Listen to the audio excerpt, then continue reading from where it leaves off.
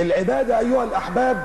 ولذلك مره واحده والعياذ بالله راقصه قالت ايه، والله يا اخوانا كده، كان واحد عامل معاها مره حديث، وبعدين شوف الغبي غبي بيقول لها هل الرقص الشرقي حرام؟ قال لها وانت بتسال مفتيه الديار المصريه؟ بتسال واحده رقاصه. قال بيقول لها حرام ولا حلال؟ تخيل انها هتفتي في الحلال والحرام. ربنا يكفيك شر الغباء. في ناس اغبياء كده. والله يقول لك واحد مره ماشي في الشارع جه على عمود كده وقعد يخبط. واحد بيقول له بتخبط ليه؟ مفيش حد هنا. قال له والله بس النور منور. غريبه قوي. وبيخبط على مين؟ فده اخر رايح يقول لها ايه؟ هل الرقص الشرقي حرام؟